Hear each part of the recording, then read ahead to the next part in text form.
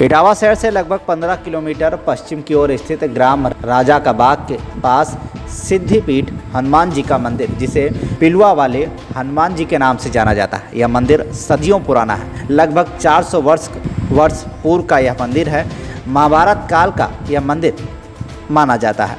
यहाँ की मान्यता है कि इस दरबार में जो भी आता है वह निराश होकर नहीं जाता। यहाँ पर लेटे हुए हनुमान जी हैं। उनका मुखारबिंद खुला हुआ है और प्राकृतिक रूप से वह श्वास लेते हैं। उनके मुख में कितने भी लड्डू दूध जो चढ़ाएंगे उसे वह ग्रहण करते हैं। इसको जानने के लिए कई लोग यहाँ पर आए, काफ़ी खोजबीन की। आखिरकार यह लड्डू और दूध जो चढ़ाते हैं वह आखिर जाता है तो कहाँ जाता, लेकिन सभी को नाकामी ही हाथ लगी।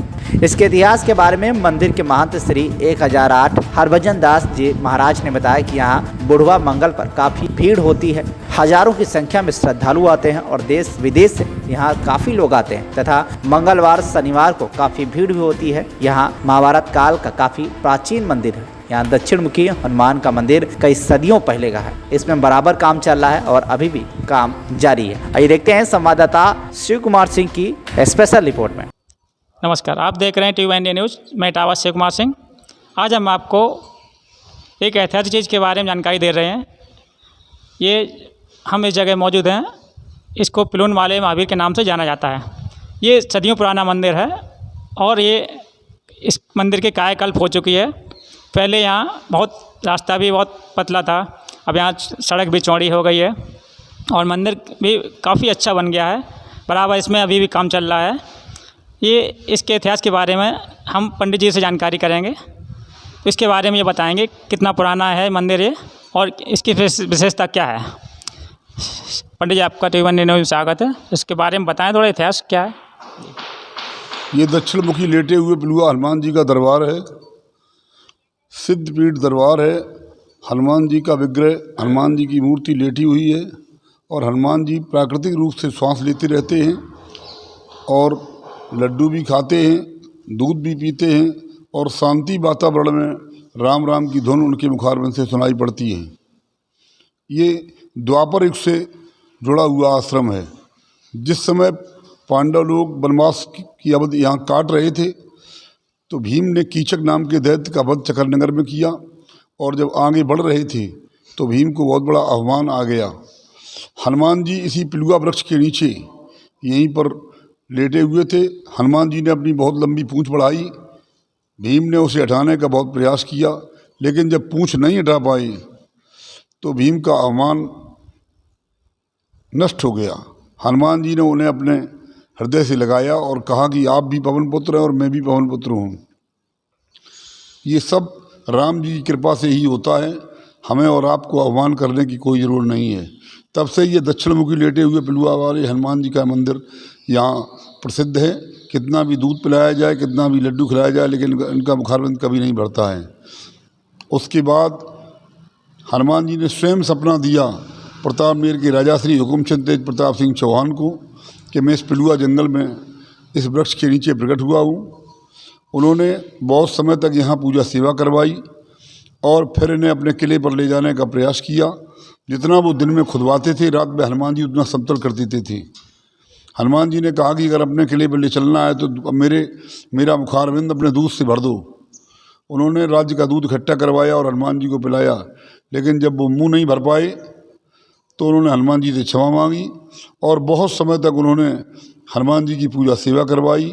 बाद में ये मंदिर मेरे पूर्वजों में श्री महेंद्र मधुसूदन दास जी महाराज को उन्होंने दान में दे दिया और तब से श्री महेंद्र मधुसूदन दास जी महाराज के बाद श्री महेंद्र नारायण दास जी महाराज हुए। नारायण दास जी महाराज के बाद श्री महेंद्र लक्ष्मण दास जी हुए और श्री महेंद्र लक्ष्मण दास जी के महाराज श्री महेंद्र रामदास जी हुए और श्री महेंद्र रामदास जी के महाराज श्री महेंद्र रामस्वरूप दास हुए और उनका मैं बैरागी शिष्य हरभजन दास इस आश्रम का वर्तमान पीठाधीश्वर हूँ और मुख्य रूप से देख रेख, यज्ञ करवाना इत्यादि, भागवत रामकथा का आयोजन और मेले का आयोजन सब मेरे ही सानिध्य में हनुमान जी के पावन दरबार में होता है। हनुमान जी इसके मालिक हैं, मैं तो मात्र सेवक हूँ। तो इसमें जनपद के और अन्य जनपदों से भी लोग काफ़ी संख्या में आते होंगे। जनपदों ही नहीं, इस समय तो पूरे भारतवर्ष से लोग आते हैं। और कभी कभी ऐसा भी होता है कि विदेश से भी लोग यहाँ श्री पिलुआ हनुमान जी के दर्शन करने के लिए और अपना भोग प्रसाद चढ़ाने के लिए आते हैं। हनुमान जी को लड्डू खिलाते हैं और दर्शन पूजन करने के बाद वो पुनः चले जाते हैं। कहा जाता है कि मतलब लड्डू मुख में मतलब जैसे डालते हैं तो कितना भी आप खिलाते जाएं वो मतलब क्या उसका क्या है? ऐसा है, कहने की बात ही नहीं है, वो तो अपने हाथ से खिलाओ, हनुमान जी खाते चले जाएंगे। जितना भी लड्डू आप डालेंगे सब हनुमान जी खा जाएंगे। मुखारबिंद का कुछ भी पता नहीं है कि हनुमान जी कितना लड्डू खाते रहते हैं और प्राकृतिक रूप से श्वास लेते रहते हैं। हनुमान जी को चाहे जितना दूध पिलाया जाए, चाहे जितना लड्डू खिलाया जाए, उसका कोई कुछ पता नहीं लगता है। ये मंदिर लगभग कितना पुराना होगा? अब ऐसे आप समझिएगा कि राजा साहब के पूजा करवाने के बाद ये मंदिर मेरे पूर्वजों को दिया गया। 6वीं पीढ़ी में मैं यहाँ मानत हूँ। लगभग 400 वर्ष से ये मंदिर मेरे ही बैरागी गौड़िया संप्रदाय के पास है और इसके पहले राजा साहब ने पूजा करवाई है, तो इसकी समय और अवधि मैं नहीं बता सकता। लगभग 400 वर्ष से पूर्व मतलब काफ़ी पुराना ही है इसका मतलब है। 400 वर्ष से ये हम लोगों के बैरागियों के महात्माओं के पास है। उसके पहले राजा साहब पूजा करवाते रहे। कितना समय उन्होंने, उनके परिवार वालों ने यहाँ दर्शन पूजन किया है ये मैं नहीं बता सकता हूँ। मैं ये बता सकता हूँ कि लगभग 400 वर्ष से ये पूर्वज हमारे पूर्वजों के पास है। गौड़िया संप्रदाय अखाड़ा बलभद्री कौम बैरागी के पास है। जो कोई ब्राह्मण बालक बैरागी हो वही इस आश्रम का बैरागी शिष्य हो सकता है। मंदिर मेरे पूर्वजों को दिया गया।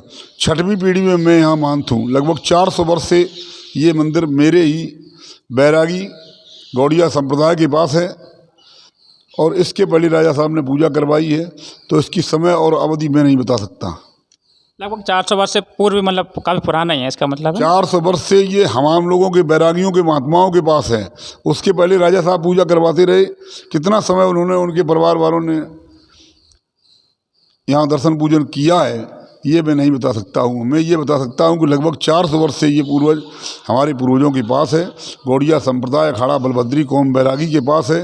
जो कोई ब्राह्मण बालक बैरागी हो वही इस आश्रम का बैरागी शिष्य हो सकता है। तो देखा आपने, ये मंदिर काफ़ी पुराना है, करीब लगभग 400 वर्ष पूर्व का ये मंदिर है। इसका इतिहास है कि हनुमान जी लेटे हुए हैं और उनके मुखारबिंद में जितना भी प्रसाद, दूध या जो कुछ चढ़ाया जाता है वो सब उसको ग्रहण करते हैं। ये इटावा जनपद का बहुत ही ऐतिहासिक मंदिर है। यहाँ कई प्रदेशों से भी लोग आते हैं तथा विदेशी भी यहाँ दर्शन करने आते हैं।